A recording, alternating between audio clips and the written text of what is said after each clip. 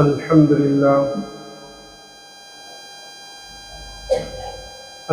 لله نحمده ونستعينه ونستغفره ونؤمن به ونتوكل عليه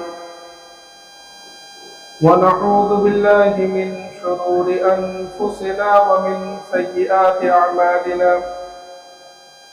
من يهد الله فلا مضل له ومن يضلله فلا هادي له ونشهد أن لا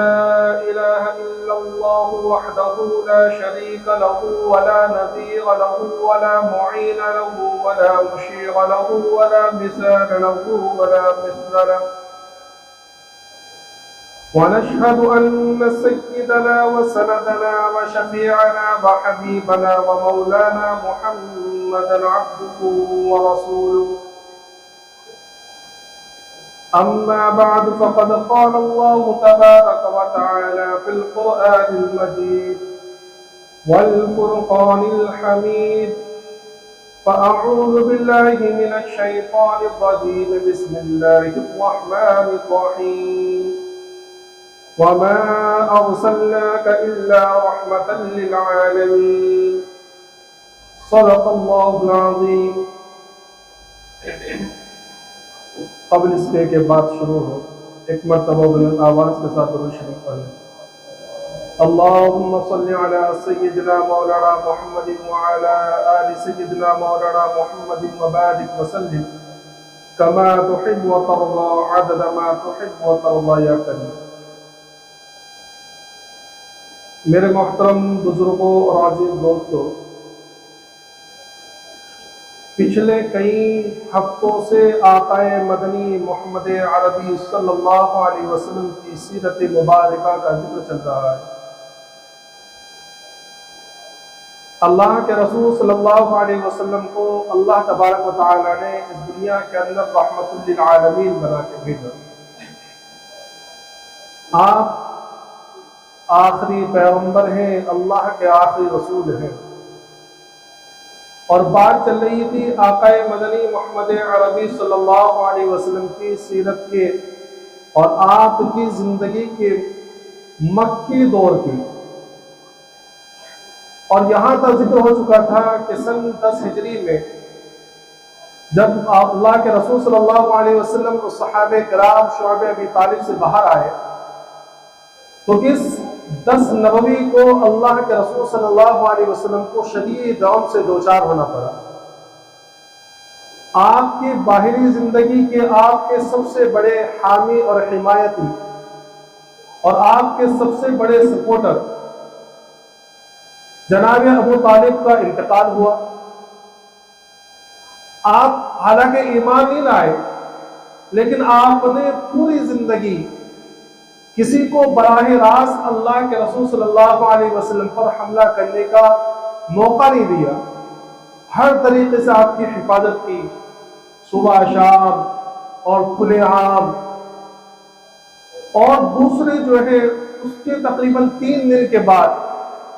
آپ کی زوجہ محترمہ، آپ کی رفیق حیات جنہوں نے ہر موقع پر آپ کا ساتھ دیا،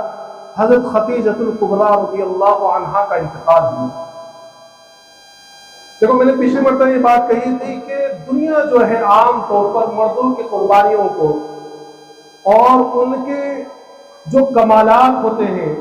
یا وہ جو کارنامے کر کے چلے جاتے ہیں اس کو یاد رکھتی ہے کیونکہ وہ باہر ہوتے ہیں. لیکن جو قربانیاں عورتیں اپنے گھروں کے اندر دیتی ہیں وہ کسی کو یاد نہیں رہتی. عام طور پر اس کا پتہ ہی نہیں چلتا. آپ دیکھ لیجئے کہ دنیا اس شخص کو جانتی ہے جس کو مولانا قاسم نانوتوی رحمۃ اللہ علیہ کے نام سے جانا جاتا ہے، اور دارالعلوم دیوبند کی بنیاد آپ نے رکھی. یہ مدرسہ بنانا کا خیال آپ کے ذہن میں آیا، آپ اس کے بانی ہیں. آپ کے واقعات میں لکھا ہے کہ جب آپ کی جوانی کا عالم تھا اور آپ کے نکاح کا موقع آیا تو ایک بہت بڑے مالدار گھرانے کا رشتہ آپ کو آیا. تو آپ بارہا منع کرتے کہ میری آگے کی جو زندگی ہے مجھے اس کے بارے میں پتہ نہیں، اور میرے دل کے جذبات جو ہے مجھے یہ تک پتہ نہیں کہ آئندہ کی زندگی میں مجھے دن میں کھانا ملے گا نہیں ملے گا، کبھی کتنے دنوں تک فاقہ رہے گا۔ آپ کسی مالدار کے گھرانے کی لڑکی لا کر اس کی زندگی برباد مت کیجیے۔ میرے زندگی کا مقصد کچھ اور ہی ہے، میرے دل کی طرف اس کی کیفیت کچھ اور ہی ہے۔ لیکن وہاں لڑکی کے والد بہت بڑے رئیس تھے، ان کا اصرار یہ تھا کہ میری لڑکی کا اگر نکاح ہوگا تو وہ قاسم نانوتوی سے ہوگا، ورنہ اس کا نکاح کہیں نہیں ہوگا۔ حضرت مولانا قاسم نانوتوی رحمۃ اللہ نے بہت زیادہ گزارش کی کہ بھائی مت کیجیے اس طرح، کسی لڑکی کو لا کر تکلیف میں مبتلا کرنا یہ اچھی بات نہیں ہے۔ لیکن جب وہاں سے بہت اصرار پڑا، آپ کے والد نے بھی کہا کہ بھائی نکاح کر لو، اچھا گھرانہ ہے، دیندار گھرانہ ہے، تو پھر آپ تیار ہو گئے، نکاح ہوا۔ جب رات میں آپ جو ہے اپنی بیوی کے کمرے میں پہنچے ہیں اور بیوی سے تھوڑی گفتگو ہوئی ہے، اور بعد میں جب نظر پڑی تو عجیب معاملہ، چونکہ مالدار گھرانے کی لڑکی تھی، پورا بدن جو ہے سونے سے بھرا ہوا، تو آپ فوراً پیچھے ہٹ گئے اور بالکل خاموش ہو گئے۔ جب کچھ لمحات گزرے خاموشی کے تو نیک بیوی تھی، وہ بھی آج کے زمانے کی تھوڑی ہے کہ آج تو ترکی بترکی جواب ہوتا ہے کہ اگر شوہر خاموش، شوہر نے بات بند کرنا بند کر دیا تو بیوی کہتی ہے مجھے کوئی ضرورت ہے،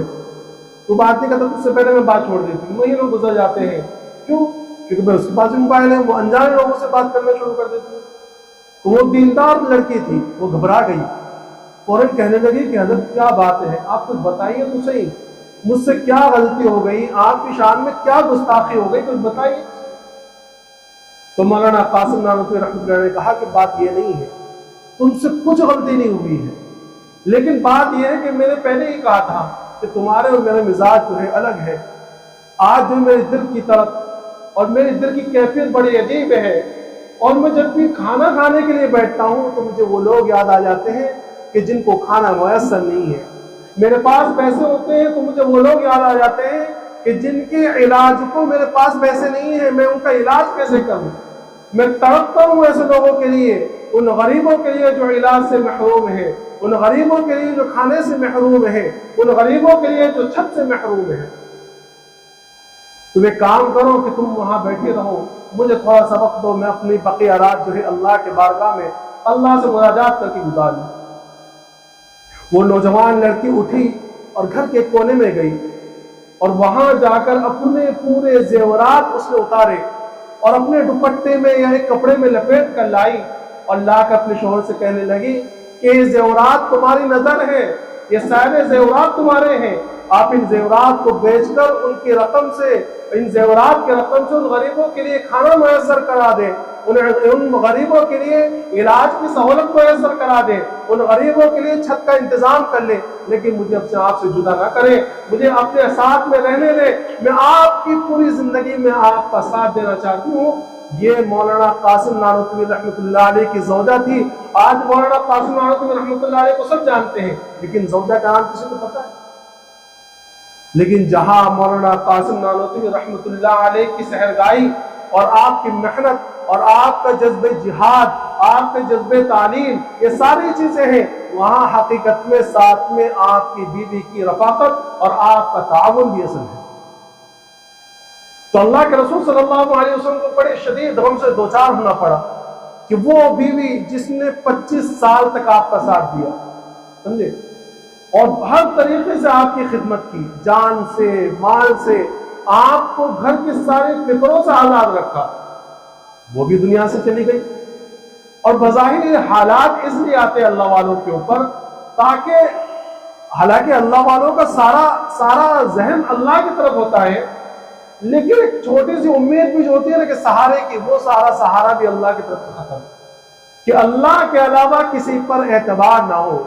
اللہ کے علاوہ کسی سے سہارے کی امید نہ ہو، اس لیے یہ حادثات آتے ہیں۔ چنانچہ 10 نبوت کے وقت جب آپ دونوں کا انتقال ہو گیا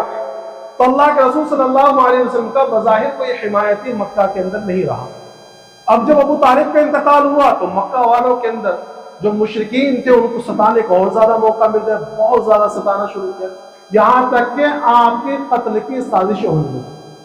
تو اللہ کے رسول صلی اللہ علیہ وسلم نے ایک سفر کیا جس کو سفر طائف کے نام سے جانا جاتا ہے۔ یہ مکہ سے کچھ علاقے پہ شہر ہے بڑا، اس زمانے کے اندر بھی بہت بڑا شہر تھا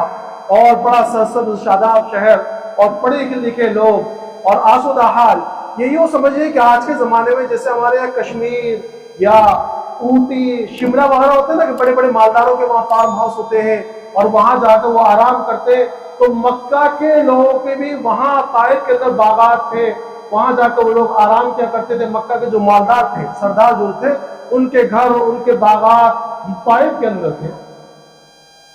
تو طائف کے اندر جو وہاں کے جو 3 سردار تھے, تو آپ نے سوچا کہ وہاں جا کر میں ان لوگوں سے بات کروں. اگر یہ لوگ ایمان لے کر آ جائیں گے تو مجھے ایک سہارا ہو جائے گا اور مجھے دعوت و تبلیغ کے لیے کھلے عام دعوت دینے کا موقع مل جائے گا. تو آپ نے اپنے ساتھ ایک غلام لیا. غلام کو آپ کے حضرت زید بن حارثہ رضی اللہ تعالیٰ عنہ, ان کو ساتھ میں لیا اور طائف کا سفر کیا. یہ زمانہ تو میں نے بتلایا کہ موٹر گاڑیوں کا اور ریل کا اور ہوائی جہازوں کا بہت سہولتوں کا سفر ہے, لیکن اس زمانے کے اندر یہ ساری چیزیں نہیں تھیں. اور مکہ اور طائف جو ہے یہ 2 پہاڑوں سے گھرا ہوا تھا, بیچ کے اندر یہ شہر تھا, لیکن تھا بڑا سرسبز و شاداب. تو آپ جو ہے وہاں کا آپ نے سفر کیا, بڑی مشکلات سے وہاں پہنچے. وہاں پہنچ کر آپ نے وہاں کے سرداروں سے بات کی, تو ایک نے تو آپ کا انکار ہی کر دیا کہ بھئی اللہ کو اور کوئی نہیں ملا تھا, کہ میں آپ کو نبی مانتا ہی نہیں ہوں. دوسرے نے کہا کہ بھئی پورے 2 شہروں کے اندر یعنی مکہ اور طائف اتنے بڑے بڑے شہر ہیں, اللہ کو آپ کے علاوہ کوئی نبی نہیں ملا تھا بنانے کے لیے, کیا آپ غریب بے سہارا آپ کو نبی بنایا اللہ نے.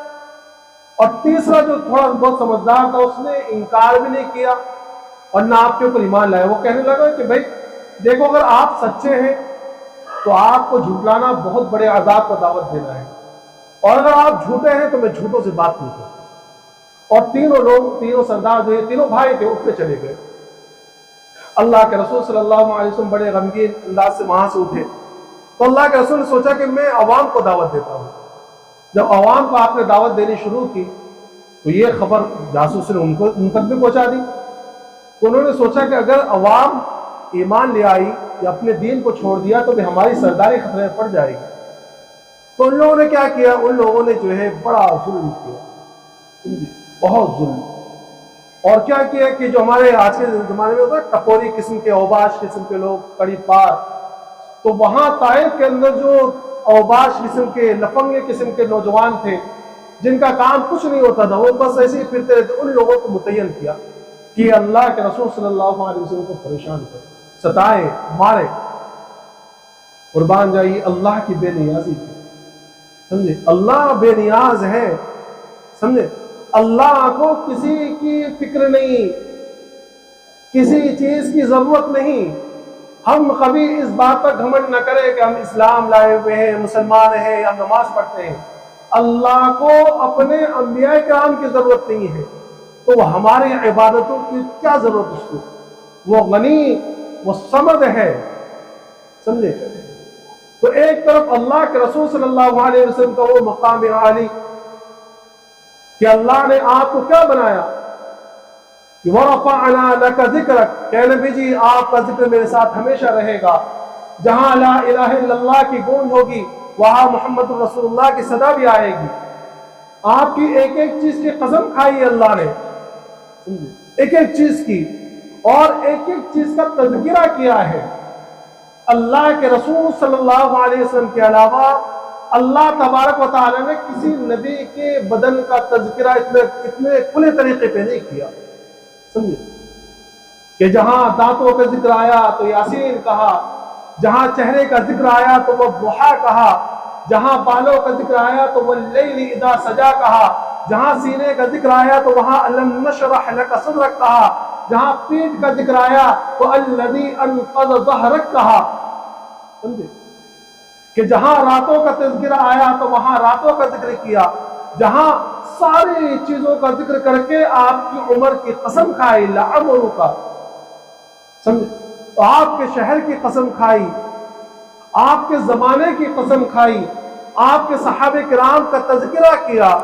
اور قربان جائیے اللہ تبارک و تعالیٰ پر اور آقا مدنی محمد عربی صلی اللہ علیہ وسلم کے قلوب مرتبے پر قربان جائیے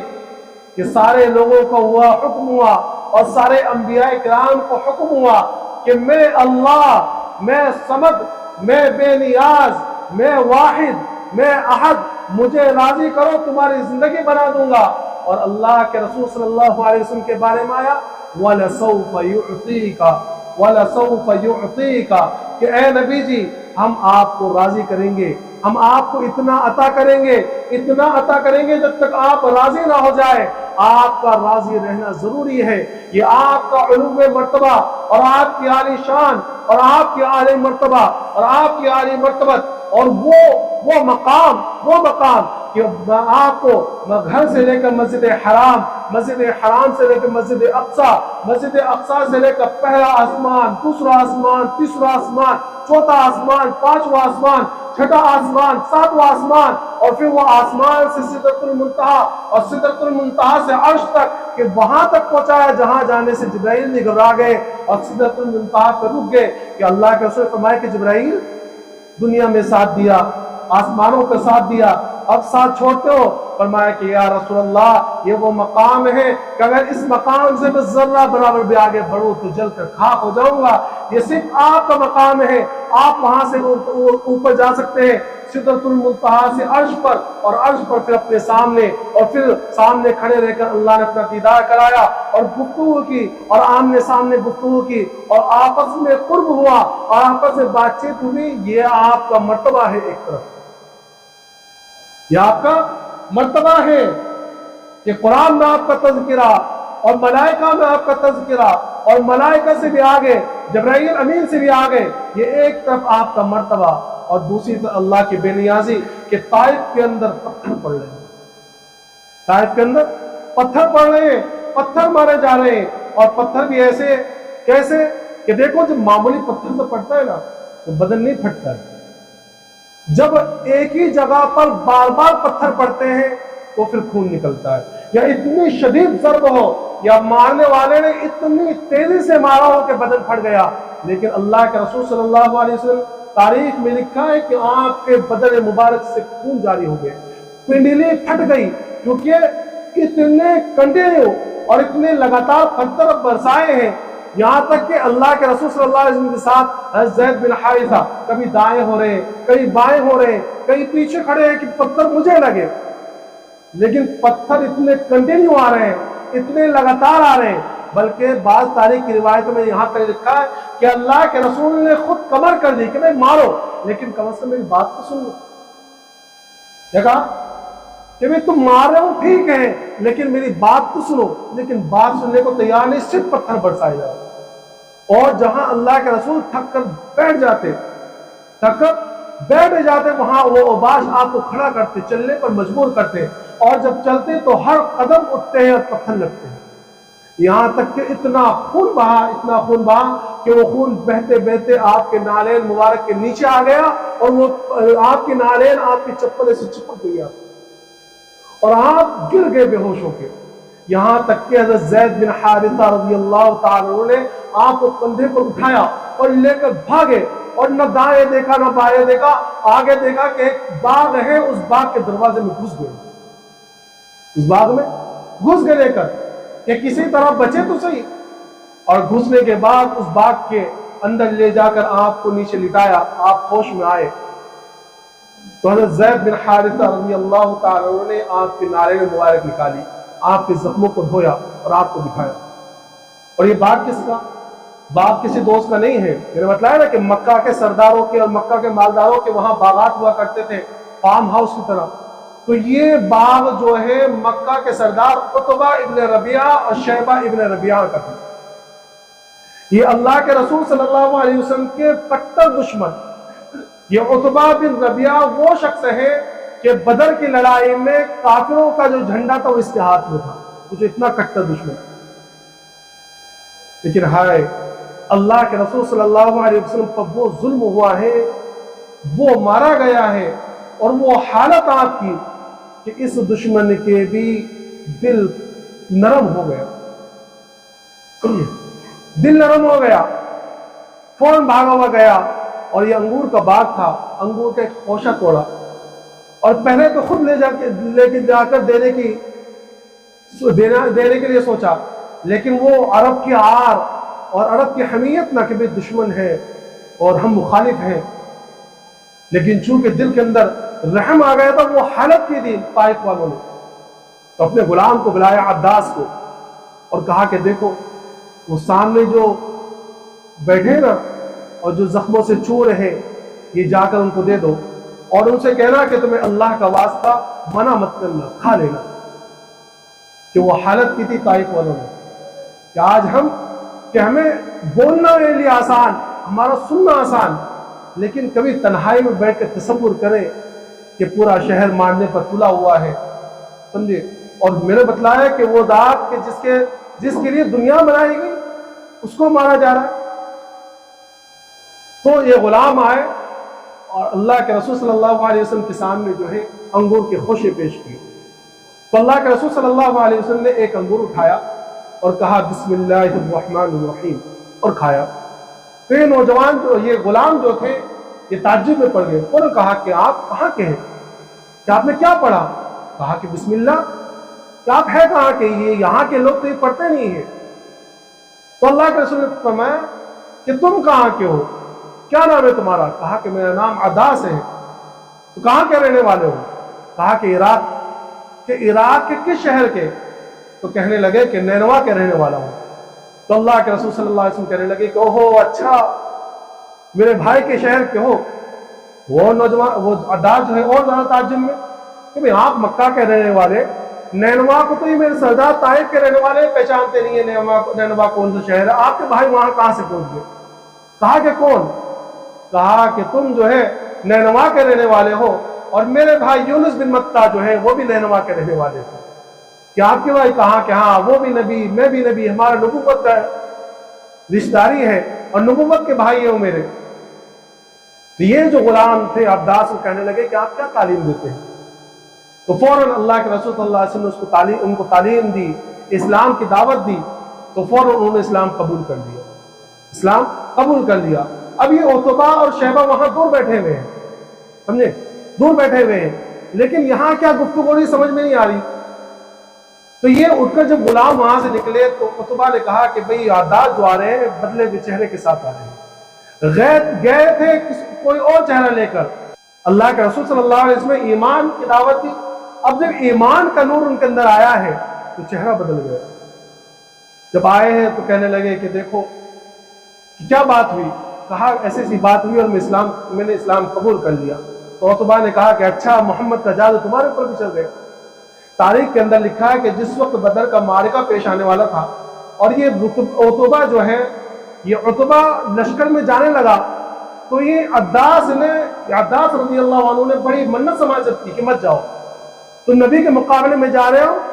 یہ اچھی بات نہیں ہے، بربادی ہے، لیکن چونکہ جانا دشمن ہے۔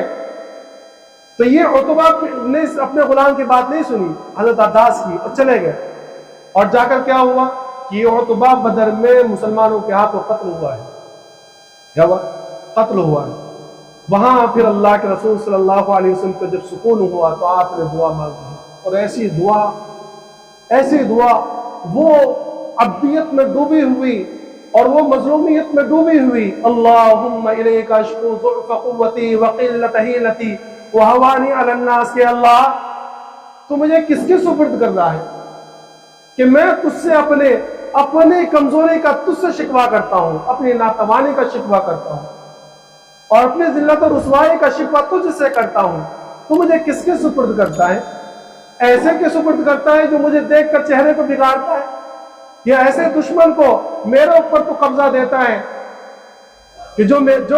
میرا دشمن ہے؟ کہ اللہ تو ہی کمزوروں کا رب ہے، اور اگر تم مجھ سے ناراض ہے تو تجھے راضی کرنا ضروری ہے، کہ تم مجھ سے ناراض نہ ہونا، تم مجھ سے راضی ہو جا، تو اگر راضی تو میں ہر حال میں راضی، اور اگر تو ناراض ہے تو تجھے راضی کرنا بہت ضروری ہے۔ اے کمزوروں کے مالک، اے کمزوروں کے داتا،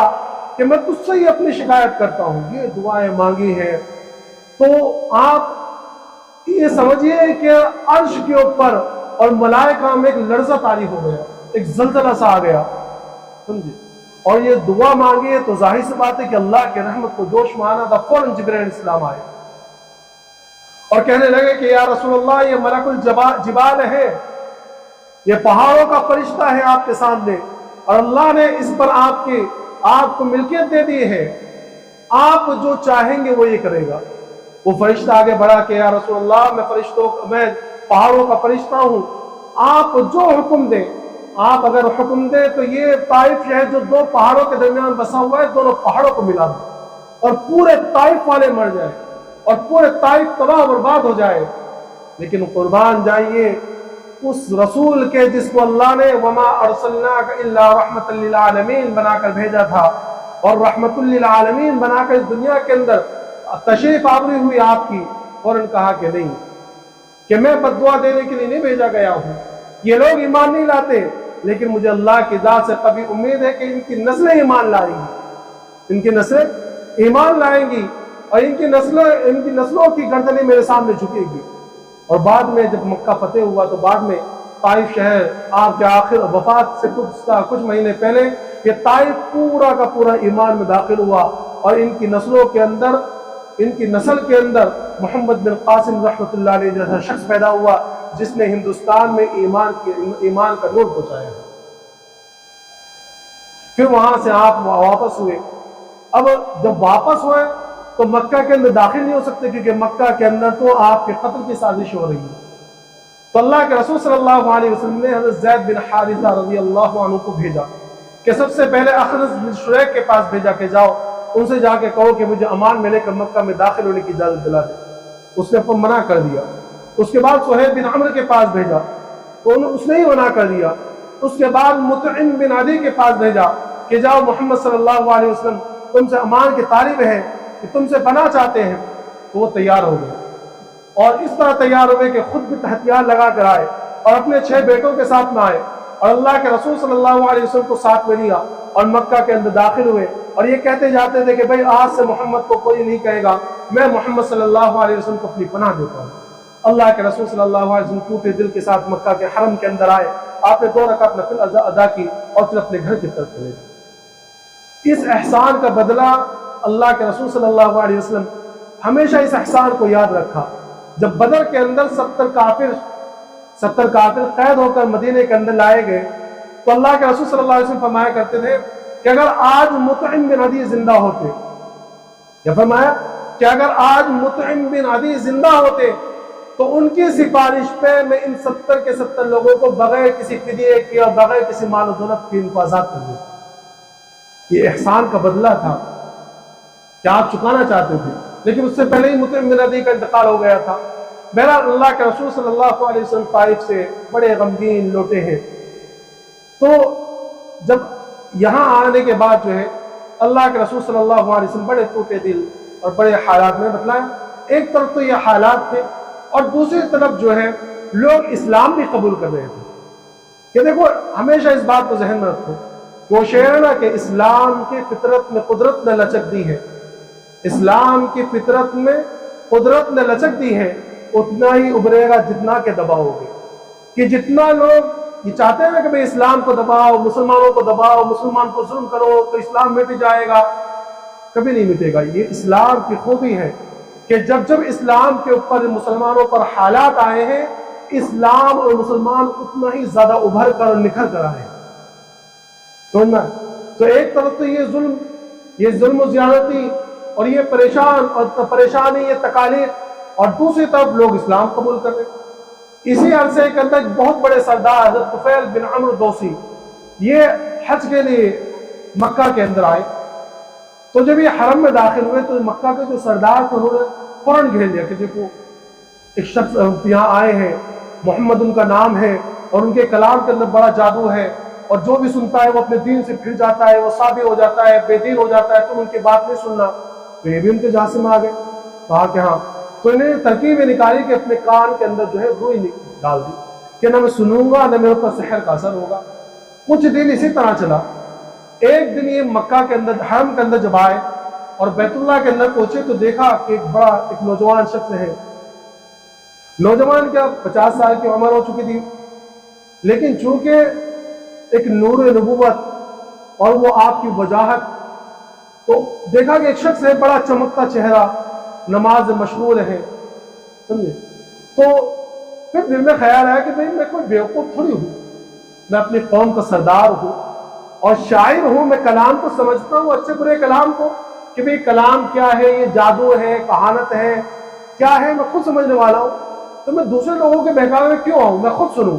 اگر اچھا کلام ہوگا تو اچھی بات ہے، برا کلام ہوگا تو مجھے سمجھ میں آ جائے گا۔ حضرت طفیل رضی اللہ عنہ نے اس وقت ایمان نہیں لائے تھے، کانوں سے بھی نکالی۔ جب اللہ کے رسول صلی اللہ علیہ وسلم کے قریب پہنچے تو قرآن شریف سنا تو بڑا اچھا کلام لگا، جا کر سلام کیا، بات چیت ہوئی، کہا کہ میں فلاں شخص ہوں، آپ مجھے اپنا کلام سنائیے، یہ تو بڑا پیارا کلام ہے۔ تو بعض روایتوں کے اندر آتا ہے کہ اللہ کے رسول صلی اللہ علیہ وسلم نے معوذتین پڑھ کر سنائی، تو بڑے متاثر ہوئے، فوراً کہنے لگے کہ یا رسول اللہ آپ کس بات کی دعوت دیتے ہیں؟ تو اللہ کے رسول نے بتایا کہ یہ بات ہے، کہا کہ فوراً اپنا ہاتھ بڑھائیے، میں ایمان قبول کرتا ہوں، فوراً ایمان نکال، اور پھر کہنے لگے کہ یا رسول اللہ میں چاہتا ہوں کہ میرا قبیلہ بھی ایمان لے کر آ جائے، آپ مجھے کچھ اپنی طرف سے